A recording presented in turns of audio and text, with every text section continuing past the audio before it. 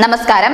കാശ്മീരിൽ തീവ്രവാദികളുമായി ഏറ്റുമുട്ടുകയും വീരമൃത്യു വരിക്കുകയും ചെയ്തതിന് പിന്നാലെ സമാനമായ സംഭവങ്ങൾ പാകിസ്ഥാനിലും അരങ്ങേറുകയാണ്. കഴിഞ്ഞ ഒരാഴ്ചക്കിടയിൽ വ്യത്യസ്തമായ ആക്രമണങ്ങളിൽ 13 പാകിസ്ഥാൻ സൈനികരാണ് കൊല്ലപ്പെട്ടത്. അവധിക്ക് നാട്ടിൽ പോകാനിരുന്ന 9 സൈനികരെ തട്ടിക്കൊണ്ടുപോവുകയും ചെയ്തു. ഇതിനു പിന്നിൽ ചില തീവ്രവാദ ഗ്രൂപ്പുകളാണെന്ന് പാകിസ്ഥാൻ പറയുമ്പോഴും ഇതുവരെ പ്രതികളെ കണ്ടെത്താനോ ഏറ്റുമുട്ടലിൽ കൊലപ്പെടുത്താനോ കഴിഞ്ഞിട്ടില്ല. അതിനാൽ പാകിസ്ഥാനിൽ കഴിയുന്ന ഭീകരരെ പോലെ തന്നെ ഭയത്തോടെയാണ് ഇപ്പോൾ പാക് സൈനികരും കഴിയുന്നത്.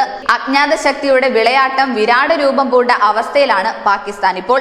മുൻപ് ഇന്ത്യ നോട്ടമിട്ട ഭീകരരായിരുന്നു കൊല്ലപ്പെട്ടിരുന്നതെങ്കിൽ ഇപ്പോൾ പാക് സൈനികർ തന്നെയാണ് കൊല്ലപ്പെടുന്നത്. കാശ്മീരിന് തിരിച്ചടി അജ്ഞാതൻ പാകിസ്ഥാനിൽ നടത്തുകയാണോ എന്ന് ചിലരെങ്കിലും സംശയിച്ചാൽ അതിന് തെറ്റു പറയാൻ കഴിയില്ല. News desk news India Malayalam.